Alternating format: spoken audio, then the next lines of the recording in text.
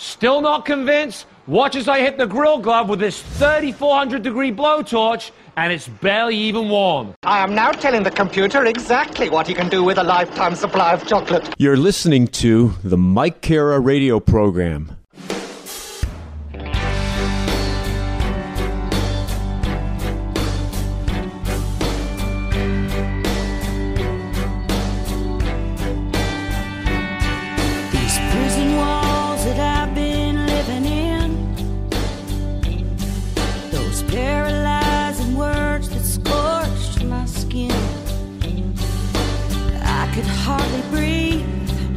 Suffocating me, I'm not crying anymore. I fell down to my knees and said a prayer. Peace of mind came over me right then and there. Yeah, I got angels on my side, they're here with me tonight. I hope the devil's keeping score. I believe in you for 1,000 different reasons. I believe in you. I'm taking back my freedom. No, there is nobody else. I'm tired of living in this hell. The woman in the mirror's begging, please. Oh, I believe in you. I'm leaving you.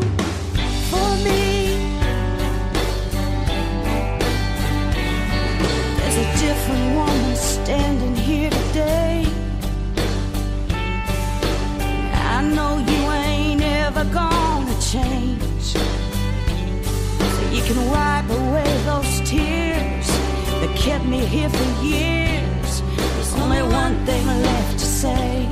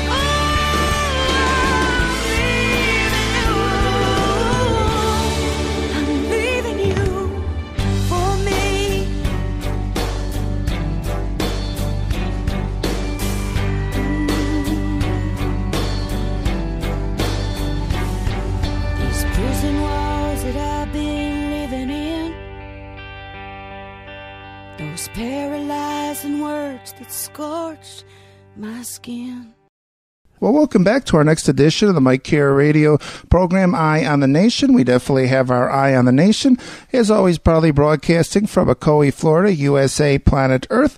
And my next guest today is Buffy Lawson.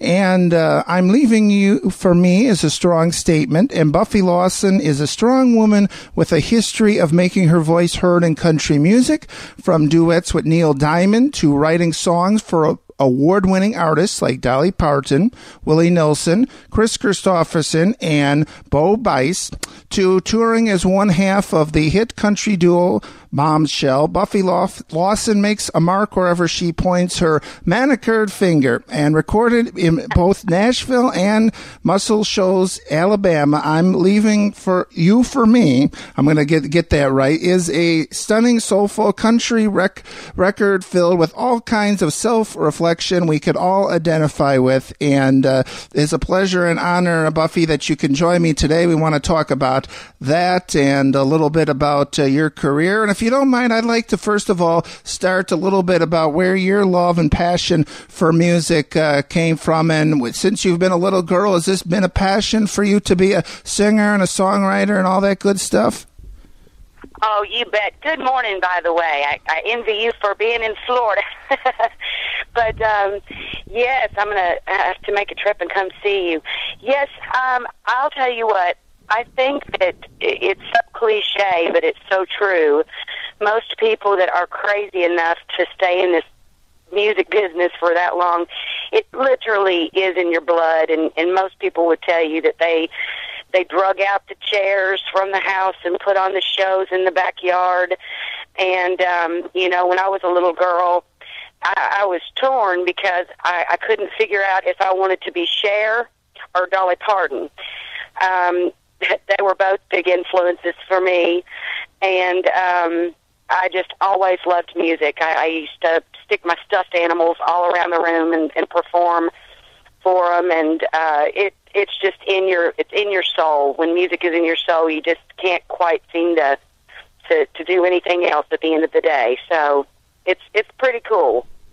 Oh, fantastic. So, yeah, we had mentioned, Buffy, that you do both singing, performing, and songwriting. So, I mean, did one come before the other, or is it kind of just like a joint package, singing and songwriting, or?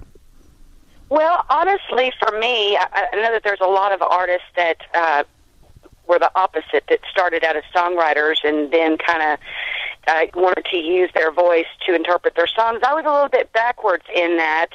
I was in Nashville for quite a few years before, I was a demo singer, which in Nashville, the way that works is that songwriters that can't sing, they will hire various singers to sing their songs.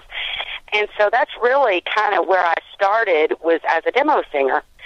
And in that, I was able to be listening to all of these phenomenal songs, and I got to be the voice for these brilliant songwriters. And over time, I started hearing the difference between a good song, a real good song, and a hit song. And so it was a very interesting sort of education about songwriting and the art of it, because I wasn't just hearing music on the radio. I was really involved in the process of how the songs, went, and it really got me excited to be a songwriter. So, sort of midway through my career, I started writing songs and found that I loved that every bit as much as performing. Oh, fantastic. And as we mentioned, Buffy, that now you have an album here, as we were mentioning, the title is I'm Leaving You for Me. And as we said, that is a strong statement. And tell us a little bit about this. First of all, the title for the album and how you came up with that. Well, actually, my co-writer, Angie Russell, came up with the title I'm Leaving You for Me. And we've written a lot of songs together, and I was actually on my way somewhere, probably going out to dinner or something, and she called me and said, "Oh my gosh, sister, boy, do I have a song title for you."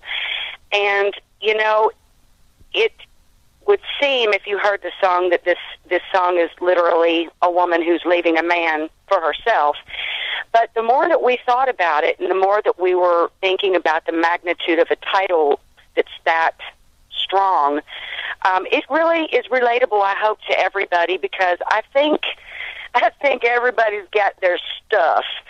I think absolutely everybody on this planet has things that they would like to change or get rid of, whether it's bad habits, whether it is a bad relationship, a friendship that you need to get out of, a job that's pulling you down, and so it's not just a song, I think, about a man and a woman breaking up or her leaving, but it is so important in life to know when you need to get out of something. And that's what I visualize if we have the pleasure of getting to do a video for this song, which we've talked about. I would like to make it a broader, I'd like to make it a broader scope than just a, relationship. So I do hope that it's a relatable song for everybody, and a reminder to us all that, it's good to know when it's time to go. Exactly. So so we see that there's a lot of different songs on the album here, and a lot of different tracks. And so I mean there's a combination, of course, of slow songs, fast songs, love songs, a little bit of everything in this. Well, the problem came about. It's so special to me, this record is, because honestly, I left Nashville and came back to Lexington, Kentucky, which is my hometown. And I am back in love with my high school sweetheart.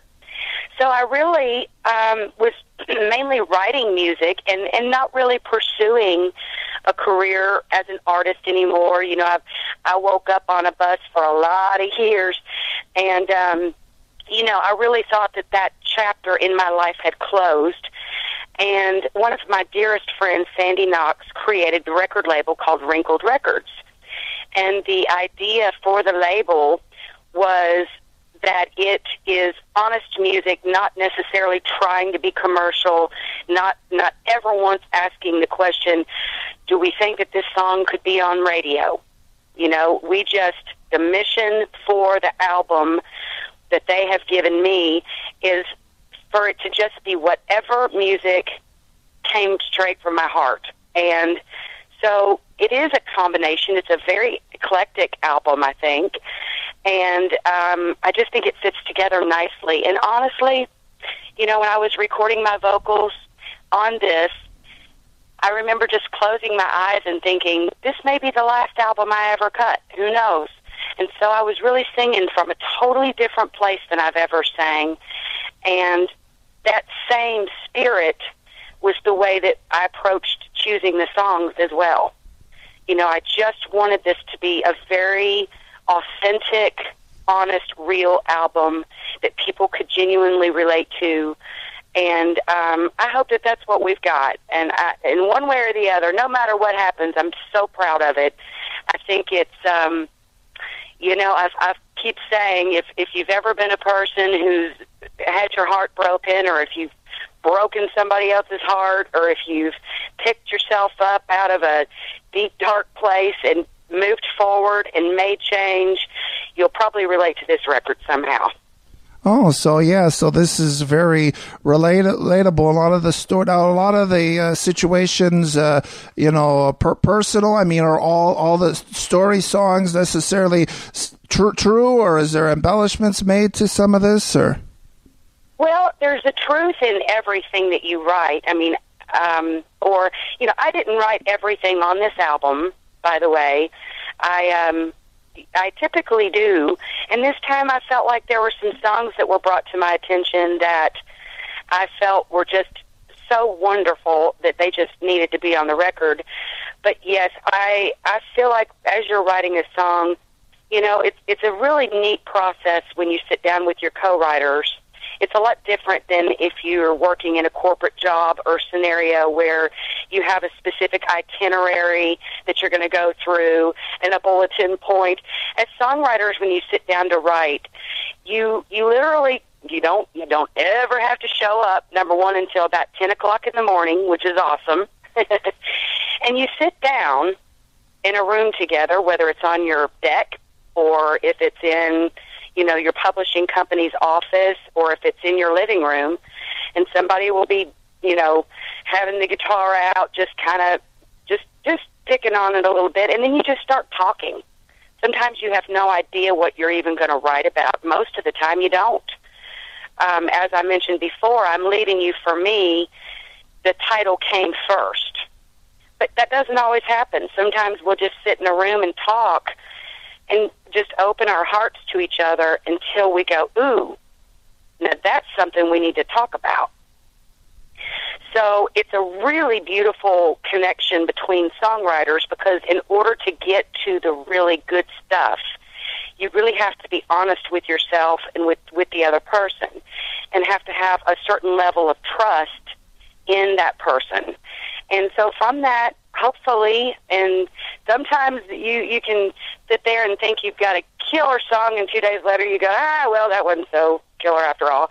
And sometimes you just, there's magic that happens, and you go, wow, I think we've done something special here. So it is. It's a very intimate process, and it's just unlike any other thing that I've ever done in my life is the experience of writing the song. So, Buffy, So yes, it's typically very, very personal somewhere in there. Now, you can go in and, twist it up and change it a little bit, but the heart of the song is always real. Oh, fantastic. That's good to hear. So, Buffy, so you were saying that, when writing the song, some songs, are easier, to write. I mean, they come more naturally than others. And then, I mean, some, you get, but, they all come out to your perfection. But, I mean, you find that sometimes songs just flow out of you better than others, or? Oh, without a shadow of a doubt. I mean, there are times when you sit down and you can write a song in an hour, and it can be one of the best songs that you've ever written. Sometimes you have to really get in there because you have an idea in your mind. The song will sort of flash before you what it needs to be, but you can have a harder time crafting it, and you go, wow, it's just not kind of coming across the way it should. And so you have to get in there and dig deeper until you find it so that it's real.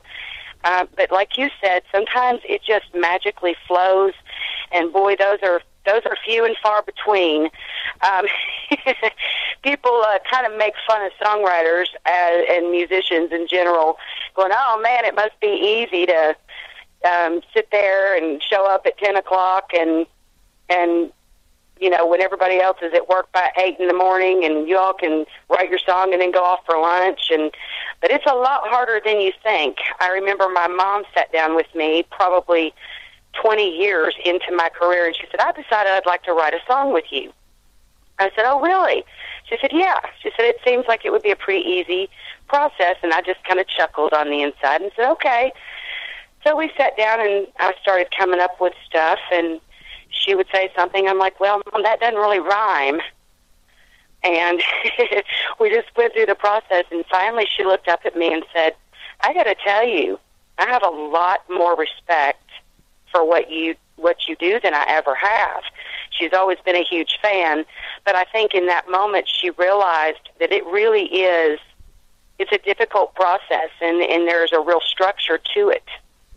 And people don't realize that about music. A lot of times they think that because a lot of times songwriters don't own alarm clocks and these sorts of things that we're not working hard. But let me tell you, if you're in the music business, if you're a songwriter, if you're a performer, and if you're really doing it for a living, and if you're really doing it less as a hobby but as your career, it's hard work, but it's amazing work.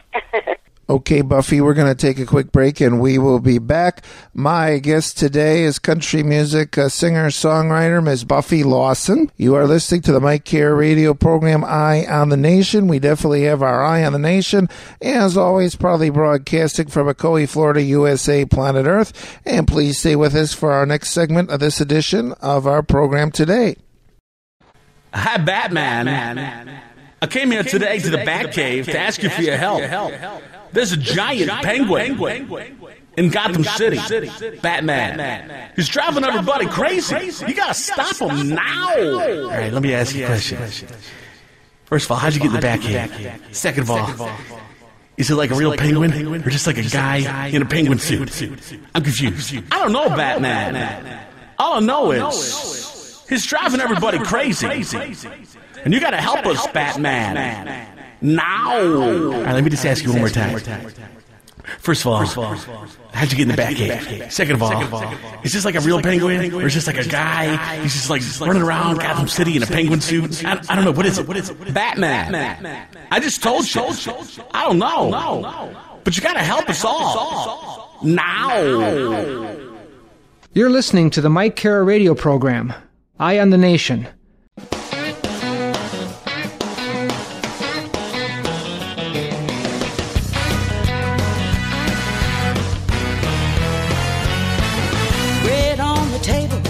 In the car, Every now and then a little whiskey in a jar. Gonna keep on working as long as I'm able. Doing what I can to keep bread on the table. Clothes on the line, the washer needs fixing. Trying to squeeze in a little hugging and a kissing. One on the way, one in the cradle. Ain't much sleeping, keeping bread on the table. Mr. Bill Collector's wanting my last dime. I need a little more time. Well, that son of a boss man that I have to answer to. Oh, to have to wear my shoes. Oh, yeah. Mama needs a break, baby's got the flu. Trying to stretch a paycheck just to make do. Gotta pay the rent, forget about the cable. No, it's hard enough to keep bread on the table.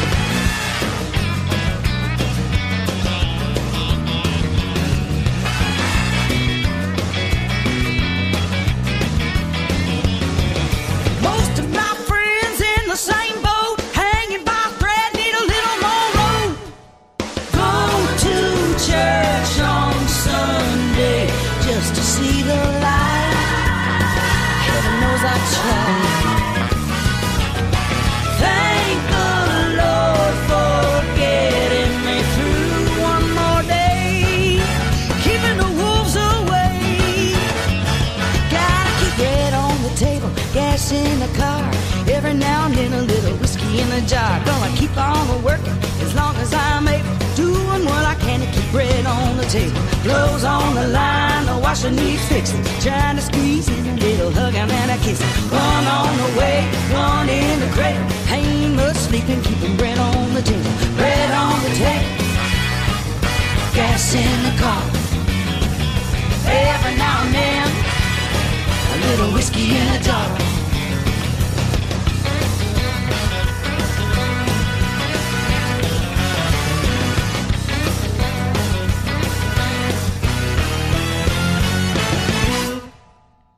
Well, welcome back to our next segment of this edition of the Mike Care Radio program, Eye on the Nation.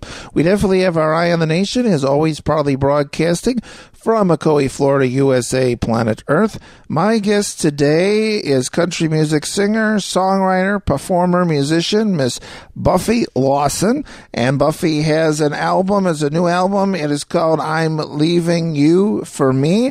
And we're so honored to have Buffy here. And Buffy, it's a pleasure and honor that you could join me on my show today. Thanks so much. The one thing I always wondered, Buffy, now as a songwriter, it's a little different when you're presented a song that you haven't written, you review it. But it must be an interesting experience when you've written something and now you've got to practice. You've got to get the singing down on your own song versus maybe someone else's song. What I find, that's a really interesting question, actually. What I find is if I'm given a demo or if somebody has given me a song and it's just sort of like a little guitar vocal and maybe the person isn't a true stylist or if they're not, they're more of a writer than a singer, as I was saying before, those are a lot easier to put your own stamp on because you literally just learn the melody and you can find your own voice in that much easier.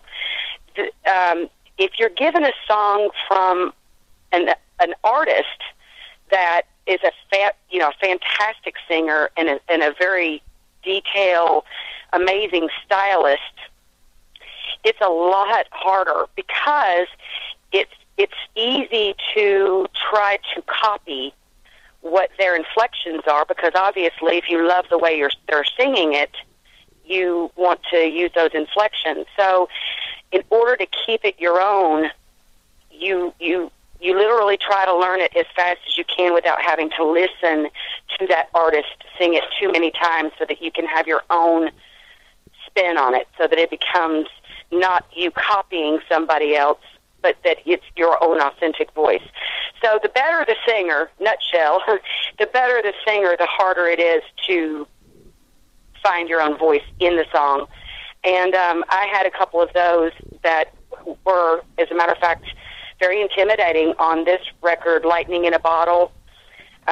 that was such a beautiful demo in its own right that it was hard for me to go in there and find my own interpretation of it.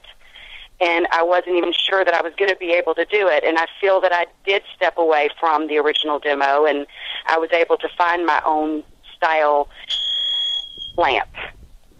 Oh, okay. So yeah, that's great there. And so yeah, and now also here we see that there was a song here that we want to talk about that was mentioned here, bread on the table, and it was described as a twangy foot-stepping ode to providing for your family that would make Alan Jackson proud. That sounds like a interesting description there. Can you tell us about it? That was such a neat song. J.P. Pennington and Sonny LeMaire from Exile wrote that. There may have been another writer on it, but my mind is escaping me. But I know those two guys, and that was really a song that was a male song. And when I told the guys that I cut it, they thought, "Wow, I'd never really heard that for a female." And it really works great for a female. Because it's sort of being a single mom and doing what you have to do to keep bread on the table, you know. It's just a fun, neat song. And Reba McEntire is sort of famous. A lot of listeners may not know this, but Reba prefers songs that were originally written for men. So she likes songs that were written from a male perspective, and then she's able, it makes the song somehow really unique and different when a woman is singing it. It has a different flavor when the female's singing it. And that same kind of thing sort of happened with this one. But it's a fun song, and I'm really proud that we cut that. Oh, fantastic. So, yeah, a good variety of songs here as we see. And so is there any other songs on the album we should keep an eye out for then? Or? Well, let's see. Let me think here specifically. There's a song on here that I really love that is so personal to me. It's called Runnin'. And it's sort of what it's about is, you know, I've been running from the seas and running from the scars, running from the memory that broke my heart, running like a rabbit from a gun. Sort of a person who's sort of reflecting on trying so hard to get it right, and who's been, you know, broken down and maybe made the wrong choices or maybe been hurt by others, but who's finally landed in a safe, wonderful, happy relationship, which is healthy. And talking about that, I'm so happy I'm not running anymore. You know, that I can finally be safe. And I think that's something that we all want so much, is to feel safe in our world. And this is a tough place that we live in. It's hard getting there, no matter how hard you try. We're all, I think most people spend a good part of their time running from those things, and hopefully running to the rainbow. And I think it's a really, really neat. I wrote that song with a brilliant writer named John Goodwin. And I think it's got a real cool swampy feel too. That he's the guitar player that came up with the kind of feel of it. And it just has a very unique groove to it. Oh, the easy on the ears kind of song with a real cool message. Oh, fantastic. Yeah, I always like those. And one thing, Buffy, as we mentioned in your introduction, I want to talk a little bit about that you've written songs, you know, for different people. And one of those artists was one of my favorites, Dolly Parton. So that's pretty exciting that not only are you a great artist in your own right, you're also writing the songs for other great artists then. Yes, Kenny Rogers and Dolly Parton recorded a song on Kenny's Duets album called Tell Me That You Love Me. And I'll tell you, you have highlights we all have highlights in our lives of moments that we just don't ever forget. And one of the moments that I will never forget is the day that I found out that Dolly was going to be recording that song. And the only thing that trumped that moment was when I actually heard her vocals and just thinking to myself, oh my gosh, Dolly Parton singing my song. It was really surreal. It was so special, something that when I'm a little old woman, if I get to be a little old woman, and I'm sitting on my rocking chair, it'll be one of those moments that I can still vividly remember where I was, what I was wearing, and it was just one of those once-in-a-lifetime situations that you just, you just don't ever forget. Very, very special. I had met Dolly years and years ago, almost 20 years before she cut the album, and just meeting her, talk about a light in a room. Dolly just lit the room up, and I was doing vocals in the same place that she was. And we struck up a conversation, and I like to joke around about the fact that we were basically wearing the same identical outfit. And at any rate, she asked me, and I was very, very young, just starting to write music, and she asked me if I had a song that I would be willing to let her hear that I had written. And gosh, I was a terrible songwriter because I was so brand new. And I told her back then, the young little Buffy, I said, I just don't have anything, Dolly, that I would feel proud for you to hear. And and I said, but hopefully one day, you'll remember Buffy, because there's not a lot of us running around. And hopefully one day maybe I'll have a song that you can hear. So you can only imagine that when she actually not only heard one of my songs but recorded it, it was just fantastic. It was just a beautiful experience. Makes all the suffering worthwhile. Right, yeah, and that's a good point, Buffy, that, as we all know, that, a lot of time and effort, so much, the passion and determination, and we want to stress time and effort goes into that. So, I mean, that's basically, part of, that's essentially what, you live for is, as a songwriter is to get things like that. I mean, so it does all make it worth it then, when things like that happen. Definitely. Nashville has, I lived out in California. I lived out in Hollywood for a little bit and just had to kind of poke around and see what was going on there.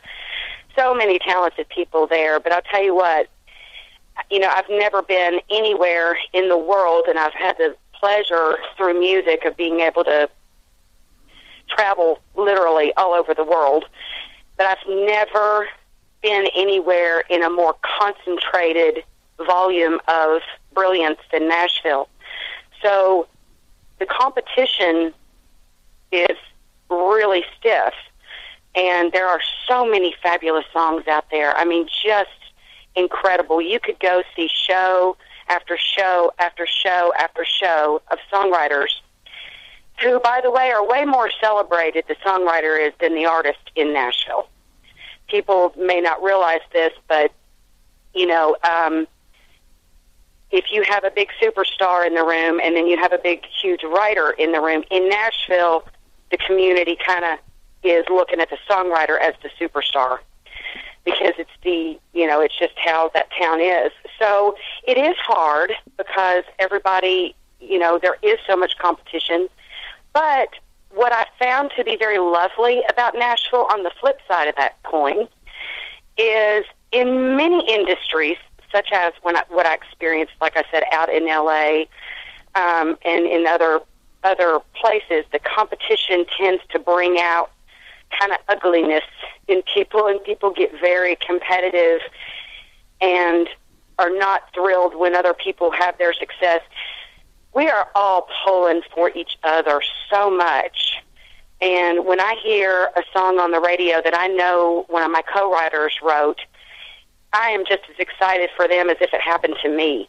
I mean, it's just, and people feel that way genuinely because we all know that we're working towards the same thing, And for those of us that have been around for a long time, we really, truly enjoy watching each other succeed. And everybody sort of gets their turn. And that's not to say that there aren't plenty of songwriters that have never gotten to have that moment yet.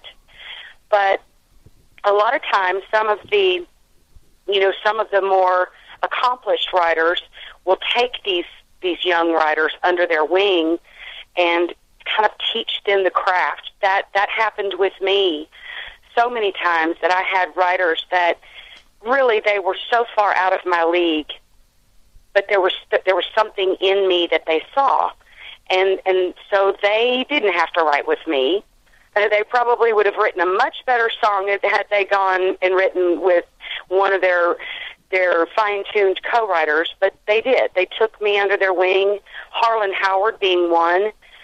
He's just, I mean, I Fall to Pieces. He wrote Tiger by the Tail, Busted, Blame It on Your Lying, Cheating, Heart, and that's just touching the surface of Harlan. He was a legend and a dear friend of mine, and he really helped cultivate me and explain to me where I was going wrong in my thinking. Todd Cerny, he wrote I'll Still Be Loving You, Good Morning Beautiful. He's recently passed, and I feel like part of my soul left when he did. He wrote songs with me when he didn't have to. And I try to do that for other young writers also, people that I see out there that I feel have a raw talent, but they just don't know how to put it together yet. Oh, okay. So it's a really beautiful process, and kind of getting back to what I was saying about people really helping each other, and you just don't see that in a lot of places. It can just get ugly out there, and it's just not like that. That's probably one of my favorite things about Nashville and the songwriters, the spirit of the songwriters.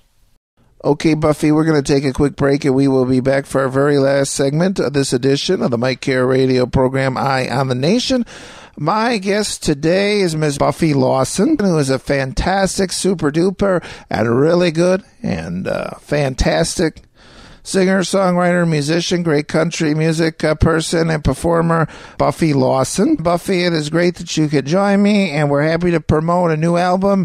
You actually, our audience is getting a sneak peek of some of the songs, I'm Leaving You for Me. Actually, if you're listening to this before October 23rd, you're getting a very sneak peek, so an exclusive here. Well, I don't know, a complete exclusive, but we're happy to do that. So again, my guest is country performer, musician, and songwriter Buffy Lawson. You are listening to the Mike Care Radio program, Eye on the Nation. Oh, yes, we are. You are. As always, proudly broadcasting from Macoy, Florida, USA, planet Earth. And please stay with us for our very last segment of this edition of our program today.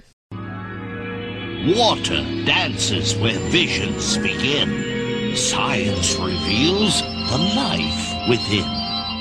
You're listening to the Mike Cara radio program, Eye on the Nation.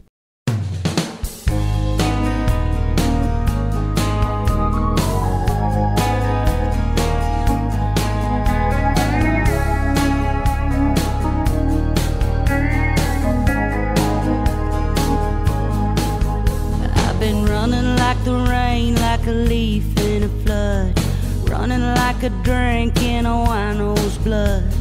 Running from the things I've done. I've been running from the thieves and running from the scars, running from the memories that broke my heart, running like a rabbit from a gun. And oh, when you hold me this way,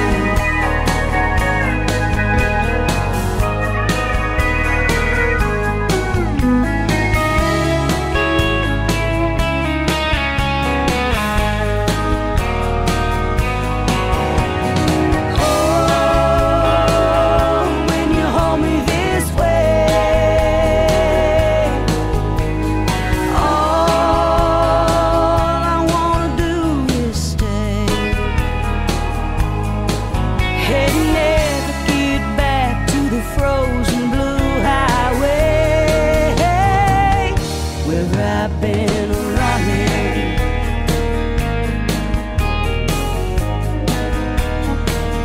So tired of running.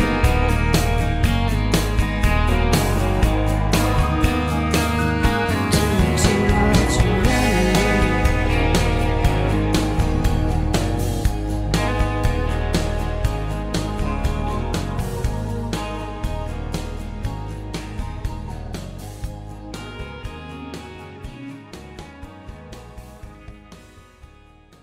Well, welcome back to our very last segment of the Mike Care radio program, Eye on the Nation.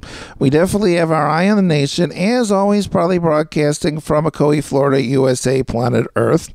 My guest today is country music singer, songwriter, performer, Miss Buffy Lawson.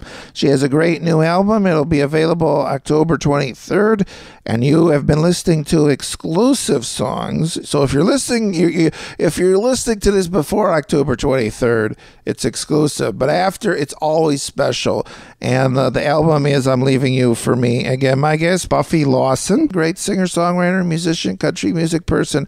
And we want to thank Buffy so much for joining us today. And not only do we want to thank Buffy for joining us today, we want to thank each and every one of you who compile and compress and make up the Mike Care radio program, Eye on the Nation listening audience. We really appreciate you listening to this. I have a passion for this, and I hope I'm not too annoying, and I try to be myself. I have a passion for this, and I always enjoy getting on this microphone and bringing you a lot of great guests. And as I used to say on my cable and internet show, TV show, Mike Care Presents, if you've got a show idea or story idea or somewhere, not so much you like me to travel, but if you have got an idea, please let me know. You could email me to, send a suggestion, to say hi, to say you suck. But we encourage you to do that. And my email address is mike@mikekara.com.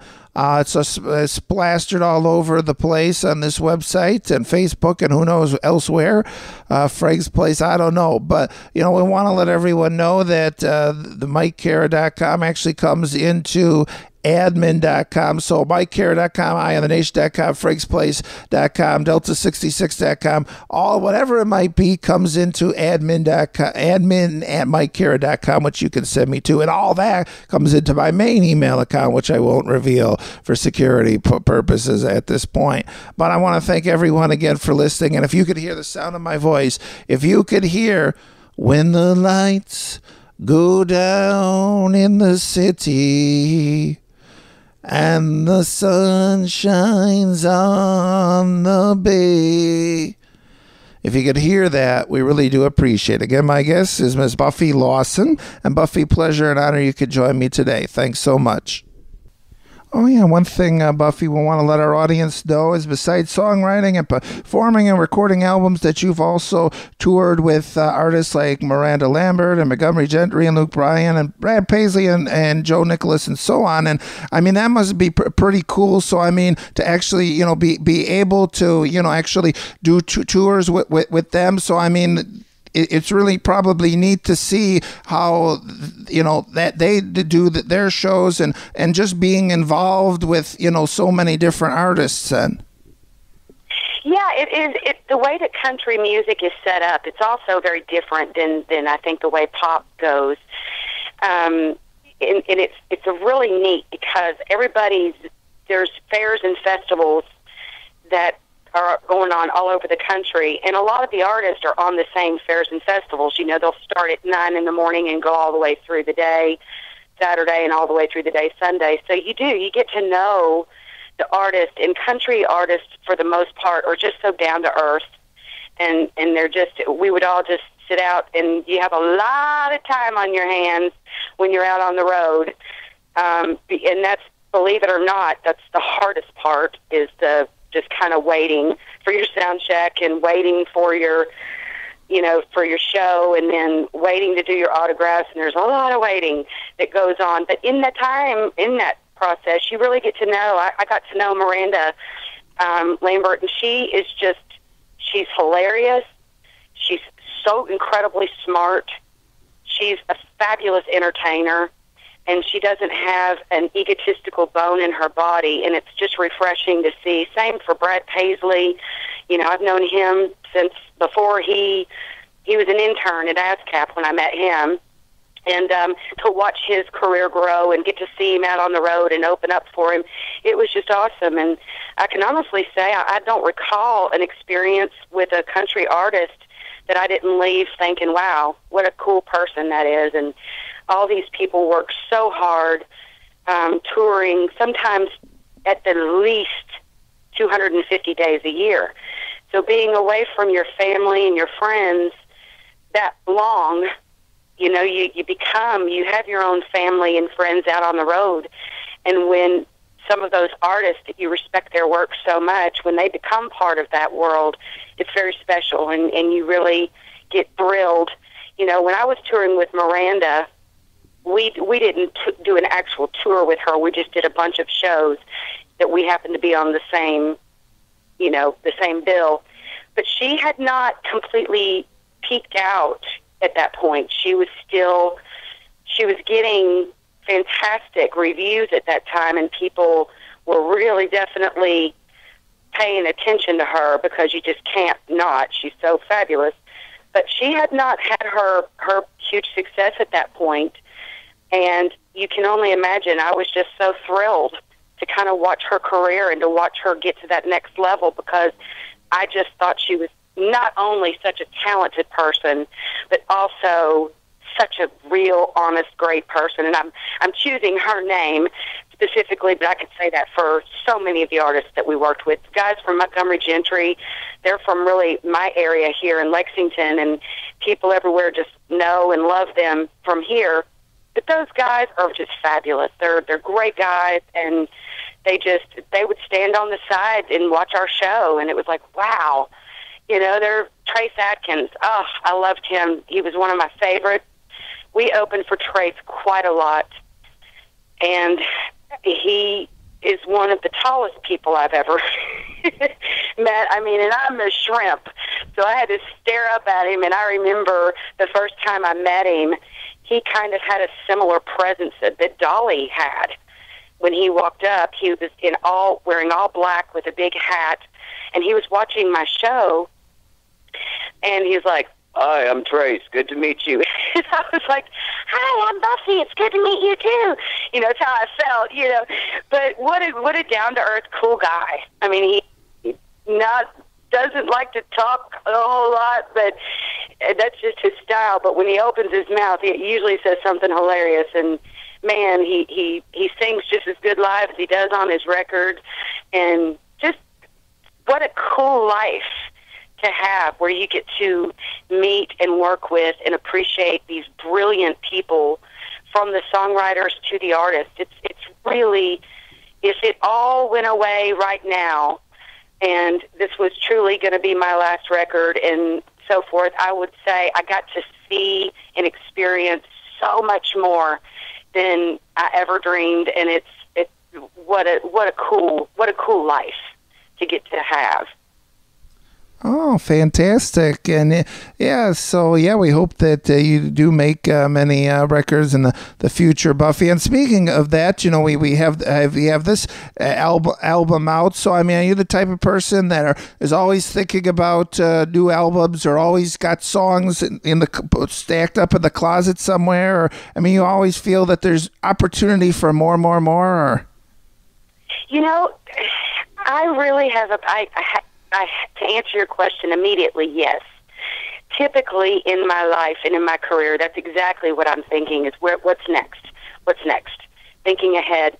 I have really made myself with this album and within the relationship that I have with my record label, I'm really stopping for pause to appreciate the moment. As I mentioned before, this was not something that I thought was going to happen. So I want to make sure that I enjoy every single moment, every opportunity, every accomplishment, every person who hears this record and is touched by it, hopefully. I really want to stay in the moment, and I feel like this sounds really corny, but it's true. I feel like the universe is going to really tell me what is next instead of me trying to dictate it. That was the goal in this album, and I want to sit and feel it and experience it and not overthink it, and I just want to enjoy and revel in it because I'm so proud of it, and I'm so proud of the team of people that went into it. Walt Aldridge produced this record and couldn't find a more authentic guy on the planet. And once again, my record label has just done for, this is a brand new record label, and Buddy, they are just, it's an independent label, and so it's not corporate. And so there's been so much freedom and so much peacefulness and so much beauty and so much talent that's gone into this that I'm hanging on to this moment.